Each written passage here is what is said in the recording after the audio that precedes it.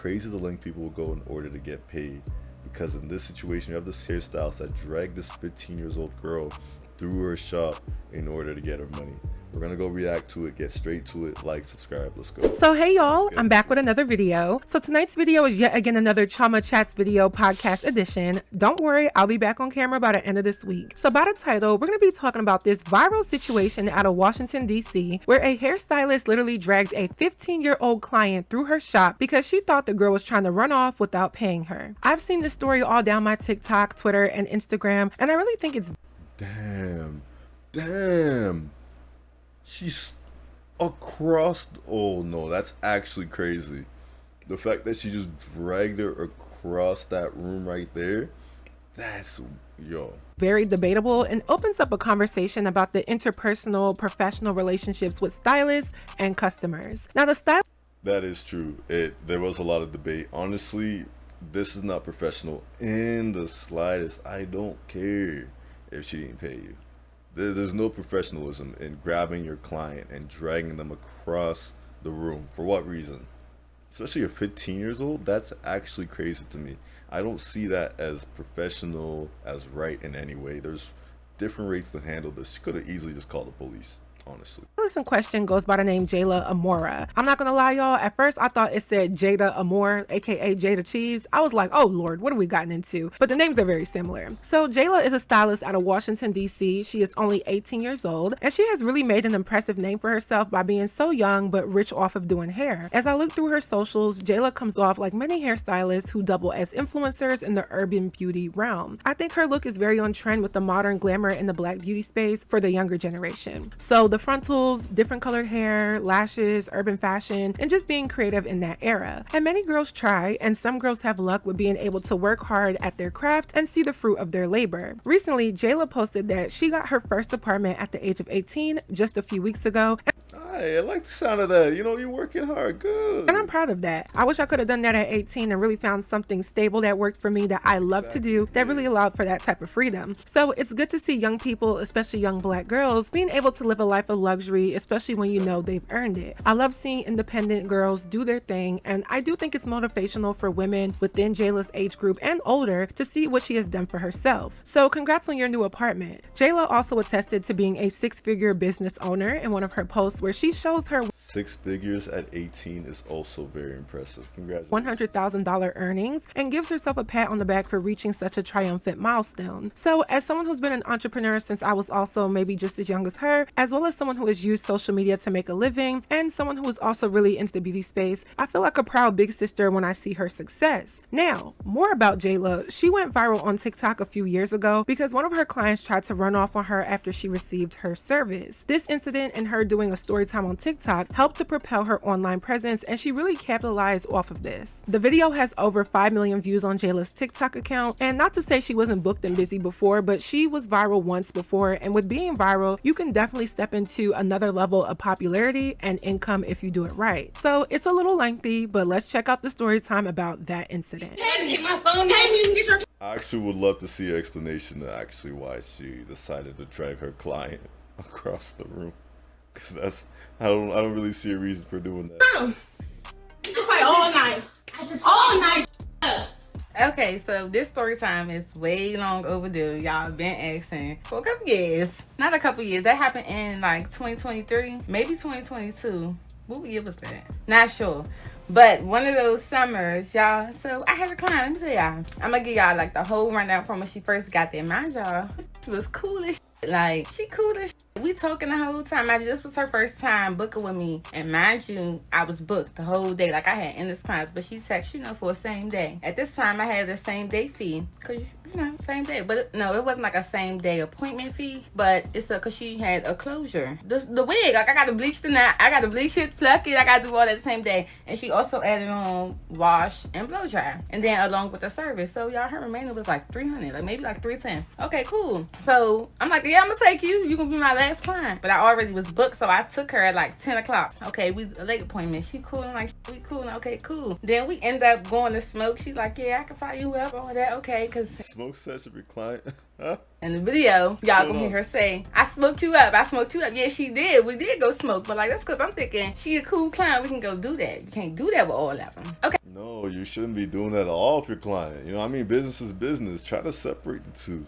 Okay, cool. So after we done smoking, we get back in the shop, and you know, we still talking, everything cool. But then she like, my daughter taught me how to do my own edges, some shit like that. And I'm like, oh, okay, that's cool. So when your edges mess up, you're gonna know how to fix them. That's good, you know.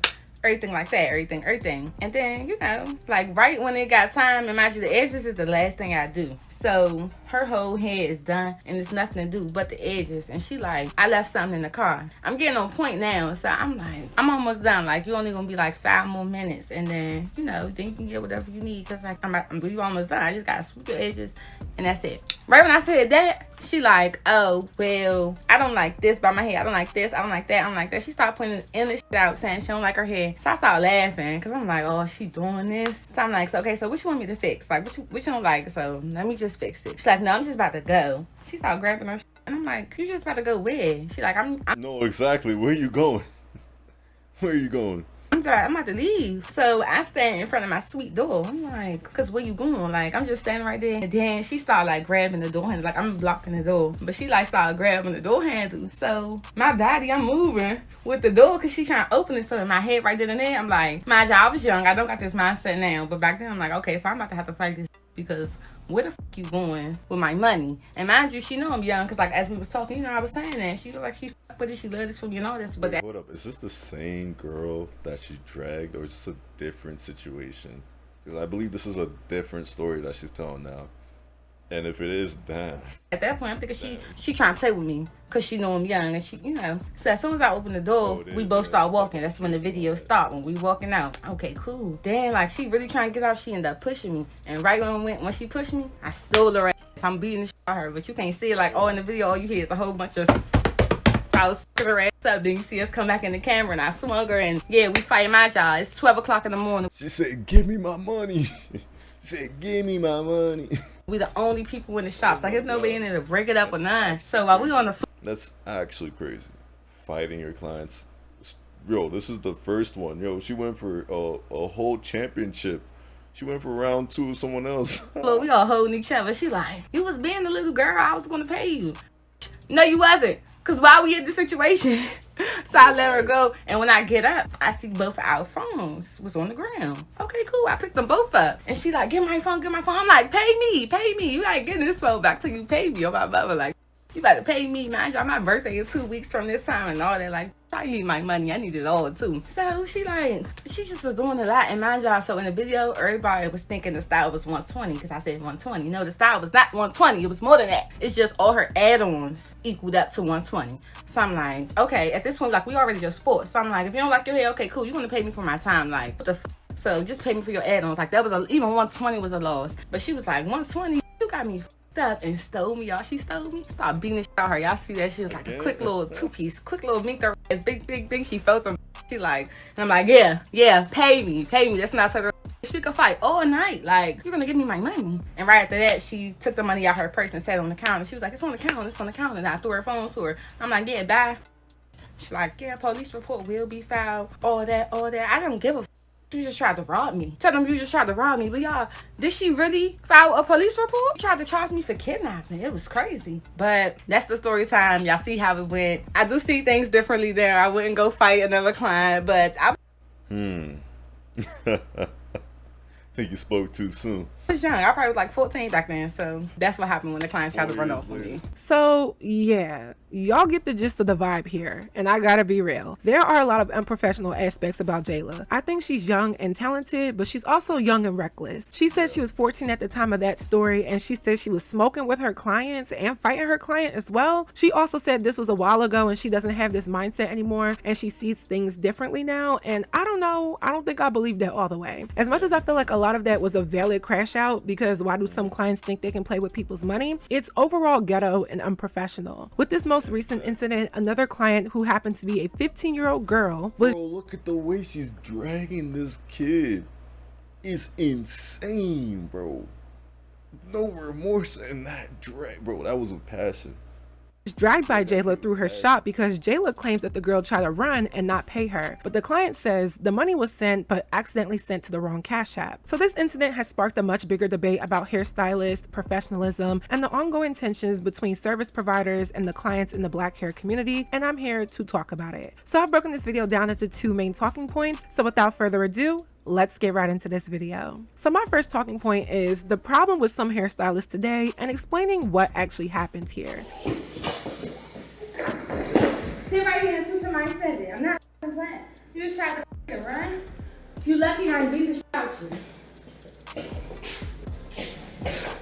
Yeah, so if y'all follow my Instagram. Okay. That scene is insane. That is insane. First off, don't be grabbing your clients like that. Regardless, just call the police. You have their name. Hopefully you have some information they can use to track them. You'll get your money back eventually. Y'all know that shit just happened again. I'm saying that because y'all already know what I'm talking about, because I'm going to stop the video with that. And I'm just going to get straight into it. Y'all know I don't do too much talking. Excuse my attitude, my demeanor. I'm telling y'all the same day it happened. Y'all can tell by my clothes, so I'm kind of still irritated and not in the mood. And also, this video not going to be like the last one. It's not going to be a full 5-minute video. No, this one is going to be in parts, but it's not. Y'all don't gotta wait. I'm posting all this tonight. When y'all done one video, just go to the next. Alright, let's get straight into it. So, boom. I'm not even saying the girl booked for a style that's not on my site, but it's like I know I can do it because I do ponytails. I do ponytails good, so I'm like, okay, cool. Let's do it. Yeah, I can book under this, and I'm gonna do it. Mind y'all, I don't offer that style because I know it takes long. I just don't like doing it, but I'm like, I'm gonna do it for you. Let's start with the facts. According to what'stheword.tv, a hairstylist in Washington, D.C. is going viral for dragging one of her clients through her shop for allegedly trying to run off on her after getting her hair done. At first, when the video came out, it was little to no information about what was going on. In fact, the hairstylist herself posted the video saying that the customer tried running off on her without paying her. In another video that the hairstylist posted, showed the client talking on the phone with her brother, where you can hear him basically saying, just wait until he gets there. As more videos— Damn. So she wasn't trying to run off. Like, even the brother was like, just wait. Yeah. began to circulate around social media, more details started to come out about what actually happened. The girl's brother confirmed that he did send the payment via Cash App, but it was accidentally sent to the wrong person. This situation has sparked a debate on social media about whether the hairstylist acted unprofessionally or if the brother should have— Where's the debate? Where's the debate? She acted unprofessional. You should not be dragging your clients or even touching your clients in any way, yo. Why? What's the point?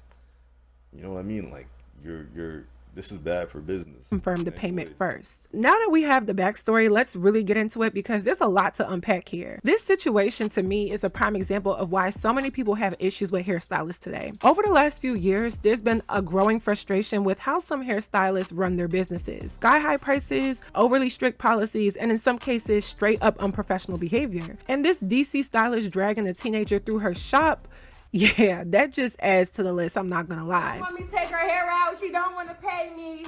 What the No, she's gonna do, her whole face is gonna be on this.